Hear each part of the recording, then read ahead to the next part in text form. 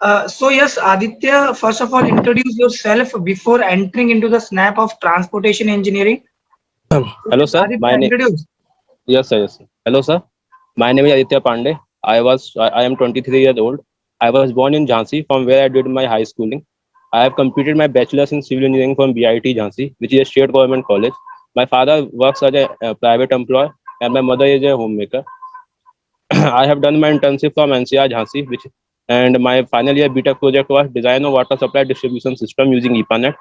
And my interests include playing cricket, watching movies, and teaching, and that's all.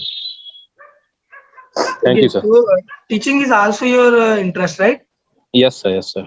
And you have interview for Uttar Pradesh Public Service Commission lecturer post. Yes, sir. Yes, sir. That is, I think, for the Polytechnic, right? Yes, sir.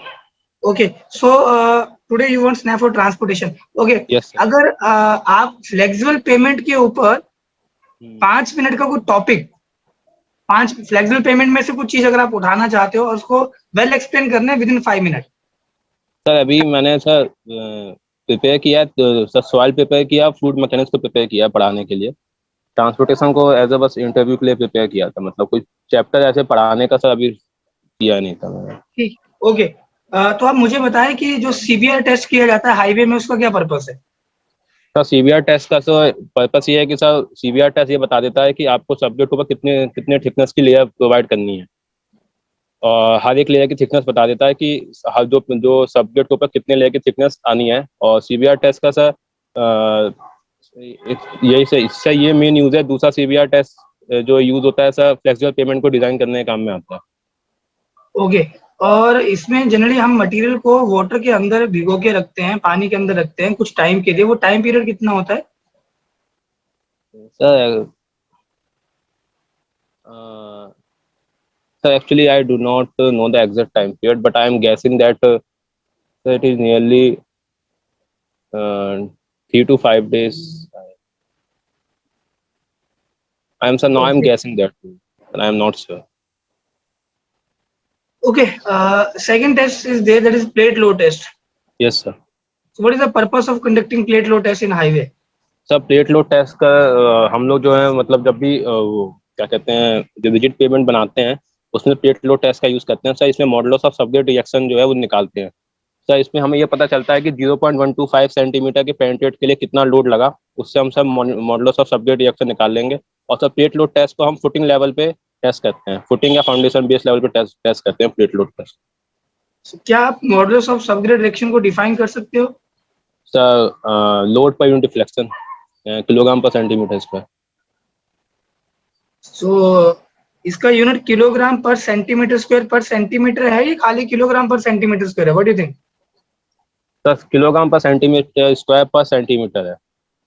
Then फिर load per unit deflection कैसे बनेगा ये? Models of subject reaction sir ये models of subgrade reaction है, ये actually load per unit deflection नहीं है। मतलब उस वे में कह सकते हैं, बट सर इसको इस ऐसा लोड जिसका जिसके जो 0.125 सेंटीमीटर के पेनिट्रेशन पे जितना लोड आया है पी की वैल्यू, वो सर जो उनका जो रेशियो है वो सब मॉडल ऑफ सबग्रेड रिएक्शन हो जाता है। ओके. जनरली हम जो प्लेट लोड टेस्ट से डाटा निकालते हैं तो उसके ऊपर दो हम करेक्शन अप्लाई करते हैं. So can you tell me वो करेक्शन कौन कौन सी होती हैं? प्लेट लोड टेस्ट से जब डाटा निकालते हैं हम्म. तो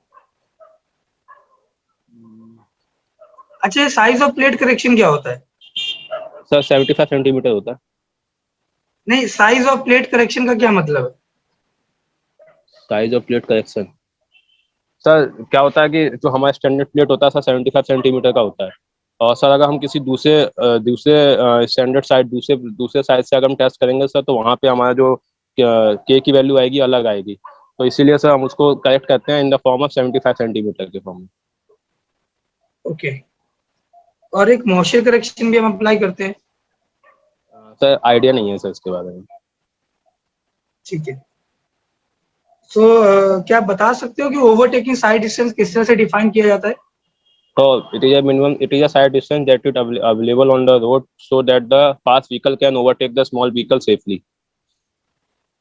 okay. And stopping side distance? Stopping side distance sir ऐसा मिनिमम साइड डिस्टेंस जो कि आपके रोड पे अवेलेबल है, जिससे कि जो व्हीकल है वो सर बिना कोलाइड किए स्टॉप, बिना बिना कोलाइड किए सेफली जो है स्टॉप कर पाएगी ऑब्स्ट्रक्शन से पहले। मतलब जो ओके। ड्राइवर की जो आई है 1.2 मीटर, 1.2 मीटर पे, वो सर ऑब्स्ट्रक्शन को जो 0.15 मीटर की हाइट है उसको सर सेफली देख पाएगी, कुछ डिस्टेंस है, उस डिस्टेंस को हम स्टॉपिंग साइड डिस्टेंस कहते ठीक है, एक टर्म आता है जिसे हम बोलते हैं सेट बैक डिस्टेंस, ये क्या होता है? हैं।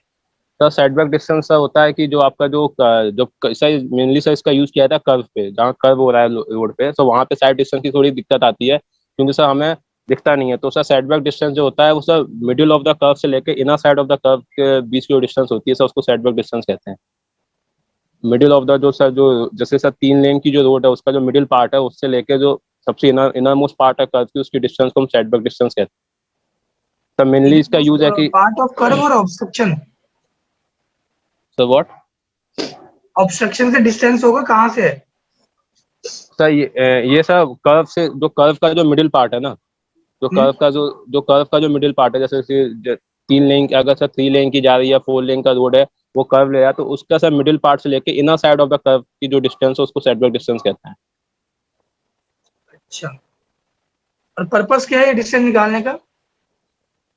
सर इसलिए क्योंकि जो जो कर्व पे सर जब भी हम टर्न लेते हैं तो सर जो ऑब्स्ट्रक्शन रहते हैं, जैसे बिल्डिंग बिल्डिंग रहती है सर, तो हमें कर्व का उस साइड का जो पार्ट है दिखता नहीं है। तो सर मिनिमम क्लियरेंस इतना होना चाहिए जिससे कि सर एक्चुअली सेटबैक डिस्टेंस जो है वो आपका जो ऑब्स्ट्रक्शन से लेके inner side of the curve के बीच का डिस्टेंस होता है। तो वो मैंने उल्टा ठीक है। बोल दिया। अच्छा, क्या आप बता सकते हो, yes that basically I was asking, क्या हाँ आप बता सकते हो कि अगर मान लो हम मल्टी लेन की बात करें, हमारे पास 4 लेन, 6 लेन, 8 लेन टाइप में है, तो क्या वहां पे हम रोड को ओएसडी के लिए डिजाइन करेंगे और we just go with the SSD? What do you think? Sir वहाँ पे सर हम रोड को सर सिंपल एसएसडी के लिए डिजाइन करेंगे, ओएसडी की कोई जरूरत नहीं होगी। ओके। अच्छा, ये इंटरमीडिएट लेन क्या होता है? इंटरमीडिएट लेन सर ये सब ज्यादातर सर 5.5 मीटर की होती है, नॉर्मली सर मैन्यूवर के लिए काम के लिए यूज होती है, मैन्यूवर का पर्पस पूरा करने के लिए।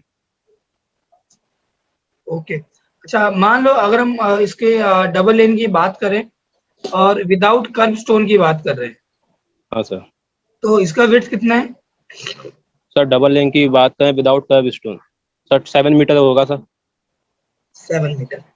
Yes sir. अच्छा, आदित्य, मैं आपको एक कंडीशन दे रहा हूँ। हाँ sir.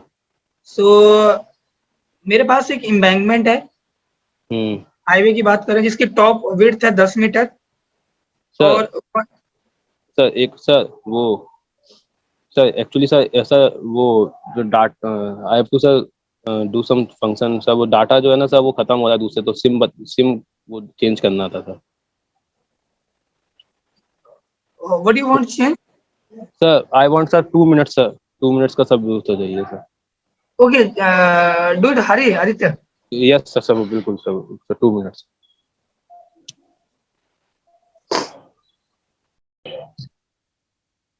So embankment is given to us, 10 metre इसका टॉप विड्थ है, यस सर।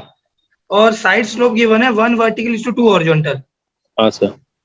और इसकी जो हाइट है वो है मान लो 7 मीटर। हाँ सर।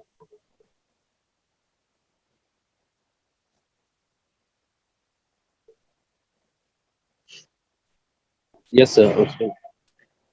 और 100 मीटर हम इसकी लेंथ कंसीडर कर रहे हैं हाईवे की। हाँ सर। सो मुझे वॉल्यूम बता दो कितना आएगा इसमें, volume of earthwork. Sir I have to calculate it, sir I am not in the room. चलिए, मुझे बेस विड्थ बताइए, बेस विड्थ कितनी होगी? सर टॉप की वेट कितनी, सर टॉप की वेट कितनी थी सर? टॉप विड्थ 10 मीटर है, और सर स्लाइड साइड स्लोप 1:2 का है। का है, तो 14 हो जाएगी बेस वेट। बेस विड्थ कितनी हो जाएगी? 14 सर, 14। एक बार चेक कर लो फिर से यार। सर 10 है और 1:2 का है। हम्म। सर 1 हॉरिजॉन्टल 2 वर्टिकल ना सर? हम्म।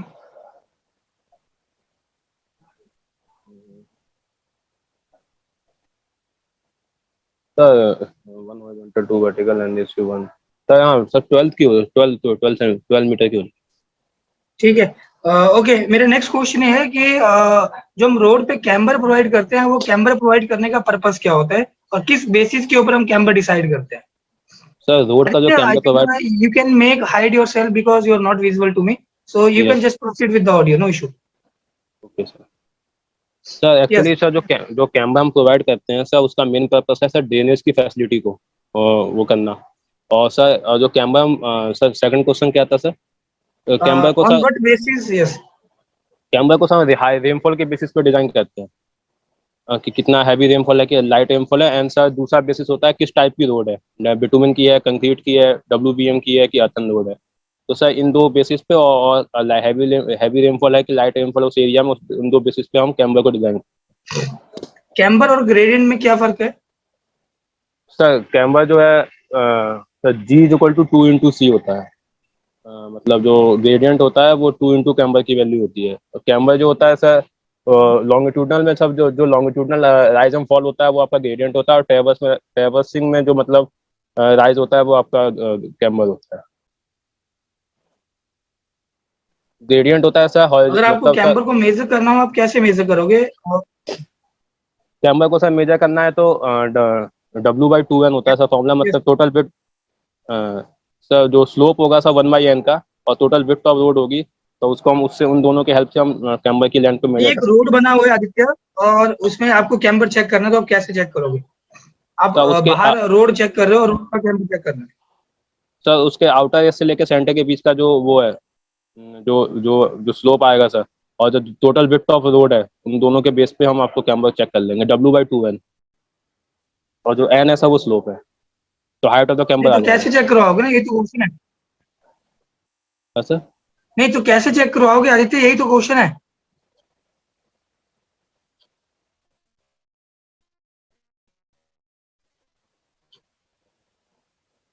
कैमरा से क्वेश्चन है Aditya, are you there? Hello. Yes yes yes sir, yes Aditya, sir. Can you hear me? Sir मेरा क्वेश्चन यही है कि आप, किस बेसिस पे चेक कराना है सर, ये पूछ रहा हूँ मैं। नहीं आप कैसे चेक कराओगे कि कैमरा प्रॉपर है कि नहीं है रोड पे?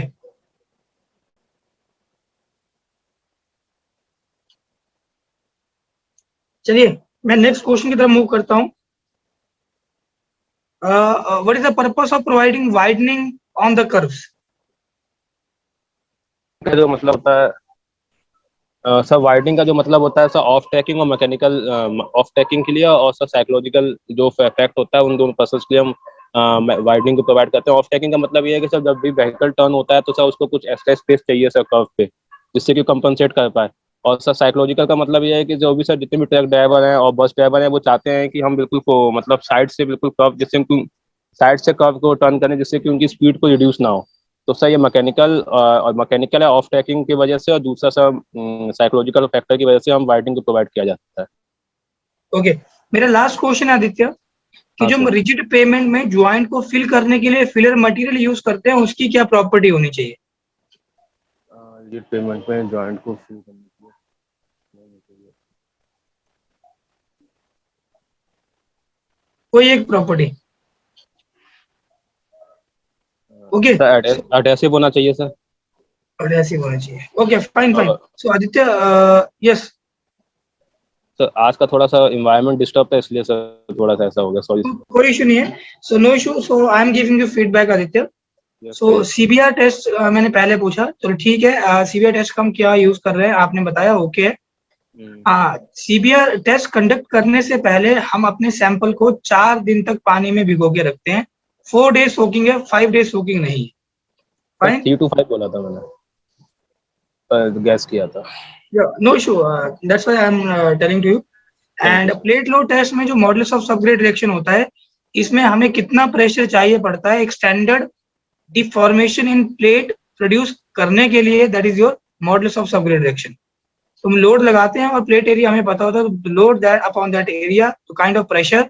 तो हम यहाँ पे 0.125 सेंटीमीटर का प्लेट को मिट्टी के अंदर सेटल कॉज करवा पाए, तो उसके लिए कितना प्रेशर चाहिए, वही हमारा के होता है, जो हम यहाँ पे कर्व से ड्रॉ करके निकालते हैं। So size of plate correction जो लगता है, that is okay, you told to मी।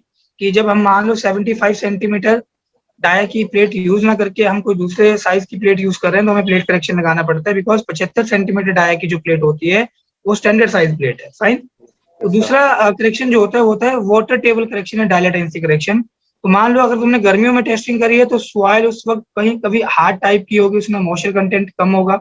अगर वही टेस्टिंग अगर तुम विंटर या रेनी सीजन में करोगे तो सॉइल में मॉइस्चर होगा, तो डेफिनेटली उसमें आपको जो सॉइल का के वैल्यू मिलेगा वो आपको कहीं ना कहीं अलग मिलेगा एज कम्पेयर टू जो के वैल्यू आपको समर सीजन में मिली होगी। तो हम कुछ के की वैल्यू को ऐसे एडजस्ट करते हैं कि वो हर सीजन के लिए वैलिड हो।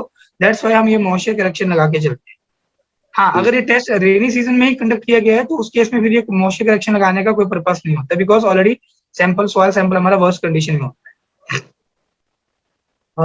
यस, रेस्ट ऑफ थिंग ये सेटबैक डिस्टेंस पूछा था तो दोबारा रिपीट करने के बाद you correct the things, that is okay fine. Yes, embankment अगर मैं आपको बात करूं कि टॉप विड्थ 10 मीटर है, साइड स्लोप 1:2 और हाइट ऑफ एम्बैंकमेंट 7 मीटर है, तो 14 मीटर तो आपको ये बॉटम में मिलेगा, मतलब 28 मीटर तो वैसे बन रहे हैं, प्लस तुम्हारे पास 10 मीटर भी होगा, तो 38 मीटर आपको बॉटम विड्थ मिलेगा। एक बार चेक कर लेना आदित्य, ठीक है? सिंपल सा कैलकुलेशन था। और कैम्बर ग्रेडियंट, कैम्बर को कैसे तुम मेजर करोगे, तो सिंपली बोल सकते हो कि कैम्बर को हमने क्या किया है, मतलब रोड को सेंटर से उठा के रखा है for the drainage point of view with respect to the edges. तो रोड सेंटर से अगर उठा हुआ है तो डेफिनेटली सेंटर पे जो आरएल होगा वो ज्यादा होगा और एजेस पे आरएल कम होगा। तो by levelling you can just cross check कि whether this camber provided is okay और not, that is height of crown is properly followed there और नॉट। फाइन। यही मैं बोल रहा था, आप कैसे चेक करवाओगे कि ये प्रॉपर आपके पास कैम्बर है कि नहीं, क्योंकि विड्थ ऑफ रोड आपको पता होगा, डबल एरिया तो इतना है, खाली आपको हाइट ऑफ क्राउन का ही मेजरमेंट करना होता है। बाकी फिलर मटेरियल अगर हम जॉइंट फिलिंग के लिए बात करें तो फिलर मटेरियल कुछ ऐसा होना चाहिए, जनरली जो आईआरसी बोलता है फिलर मटेरियल अपने थिकनेस के 50% तक कंप्रेस होने चाहिए, ठीक है? That is the most important requirement of the filler material. जो भी फिलर मटेरियल की थिकनेस होगी वो अपने 50% तक कंप्रेस होने चाहिए basic. Fine. So Aditya, if I rate you out of 5, so I am rating you here just 3.3, 3.35. Okay, so you're close to 3.5. Not too good, not too bad. This is the average one.